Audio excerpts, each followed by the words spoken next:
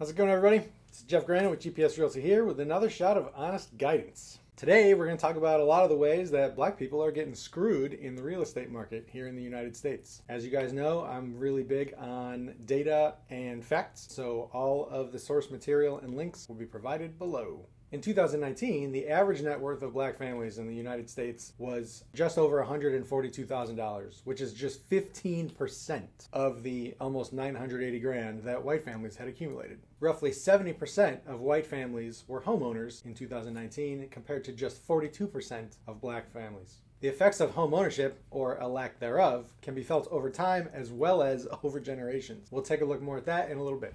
In 2021, the average price of a home in the United States was somewhere near $348,000. Now, homes generally appreciate between 3.5% and 3.8% per year, although last year was super weird. We saw over 17% appreciation nationally. That's not normal, and it's eventually going to trickle its way down. So as we look at our example, we're going to work our way back down to annualized 3.5%, just to be conservative. At the end of it, as you'll see, we'll take a look at home values in 2052, simulating 30 years of home appreciation.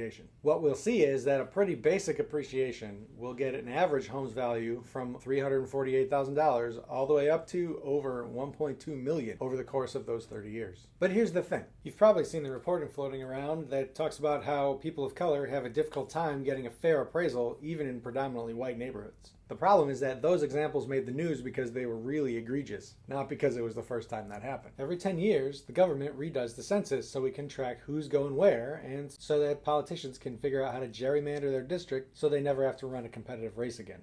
They do it every 10 years, and the last one happened in 2020. Median home values in majority black communities are 55% lower than median home values in non-Latino or Hispanic white census tracts. So, we're going to do a little exercise. No matter who you are watching this right now, I want you to put yourself in the shoes of a black person who owns a house here in the United States. We're going to examine your financial trajectory over the next 30 years, and we're going to compare it to see how you're going to do against your white neighbors. Remember, you're starting out with a home value of just 45% of the national average, which puts you roughly $200,000 in the hole already. Right from the starting line, you're at a deficit. And over the course of time, it only gets worse. In 30 years, your home is still only worth just over half of what the national average home is worth, which represents a shortfall of nearly 700 grand. We've also known for a while that even high-earning black people often pay higher mortgage interest rates than their white counterparts, and that the wage gap between races is still alive and well.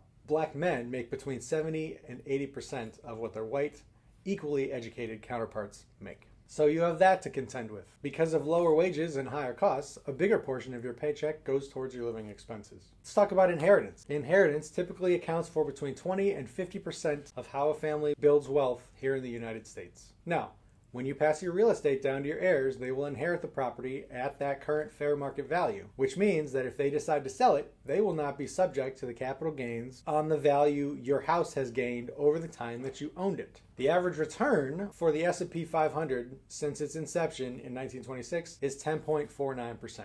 If your white neighbor's kids inherit a home worth about $1.2 million and invest even half of that amount into an IRA and let it sit for 20 years, that turns into over $4.5 million thanks to the power of compound interest. Your property that you've passed down to your kids, which don't forget started out as a far lower amount way back when your house wasn't appraised correctly, is now just over $2 million during that time. Nearly $2.5 million less for your kids. Now, I know a lot of white people and even some black people who have that good old American pull yourself up by your bootstraps attitude, and they think that systemic racism was created by the libs to find new and interesting ways to waste your tax dollars on people who have no interest in helping themselves. But guys, you've got lenders putting up roadblocks. You've got income disparities keeping the playing field from being even. You've got appraisers arbitrarily lowering the value of black people's houses, and that is even if they're able to own a house. You could say systemic racism is made up, but those four things are the system.